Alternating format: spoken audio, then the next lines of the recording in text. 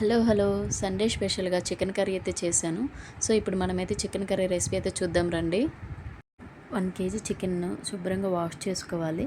Next దీనికోసం marinate చేసుకోవడానికి 1 table spoon ఉప్పు, 2 టేబుల్ స్పూన్ కారము, 1 టేబుల్ స్పూన్ అల్లం వెల్లుల్లి పేస్ట్, 1 టేబుల్ స్పూన్ ధనియాల powder, 1 table spoon garam masala, half table spoon chicken masala, 1 table spoon oil, కొంచెం పసుపు, 1 కప్ కర్డ్‌ని కూడా యాడ్ చేసుకొని మొత్తం ఒకసారి మ్యారినేట్ చేసుకొని ఒక 1 అవర్ పాటు రెస్ట్ ఇవ్వాలి దీనికి.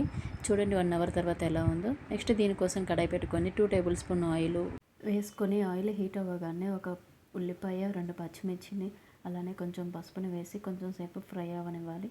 ఇలా కొంచెం ఆనియన్ మగ్గిన తర్వాత దీనిలో అల్లం వెల్లుల్లి పేస్ట్ వేసి పచ్చివాసన పోయేంత వరకు వేయించుకొని మనం కట్ చేసుకున్న టమాటాని కూడా వేసేసుకొని సాఫ్ట్గా అయ్యేంత వరకు ఉడికించుకోవాలి.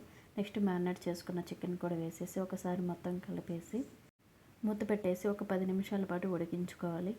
10 నిమిషాల తర్వాత చూస్తే చూడండి దానిలో ఉన్న వాటర్ అంతా తేలుతుంది ఇట్లాగా. మళ్ళీ ఒకసారి కలిపి పెట్టుకొని ఇక్కడ మనం ఉప్పు కారం సరిపోతే ఒకసారి టేస్ట్ చూసుకొని వేసుకోవచ్చు. ఇక్కడ నాకు ఉప్పు అయితే కొంచెం పడుతుందని చెప్పేసి కొంచెం అయితే యాడ్ చేసుకున్నాను. మళ్ళీ ఒకసారి మొత్తం కలిపేసుకొని మూత పెట్టేసి మరో 5 నిమిషాల పాటు ఉడికించుకుందాం. ఇలా ఉడికిన తర్వాత మళ్ళీ అన్ని మసాలా వచ్చేసి హాఫ్ టేబుల్ స్పూన్ కాడికి మొత్తం వేసేసుకొని ఒకసారి కలిపెట్టుకొని ఒక 5 నిమిషాల పాటు ఉడికించుకుంటే ఎంతో టేస్టీగా చికెన్ గ్రేవీ కర్రీ అనేది రెడీ అయిపోయింది. లాస్ట్లో దీనిలో కొత్తిమీర వేసేసుకుంటే సరిపోతుంది. ఈ వీడియో నచ్చితే ప్లీజ్ లైక్ చేయండి, సబ్స్క్రైబ్ చేయండి, కామెంట్ చేయండి. Thanks for watching.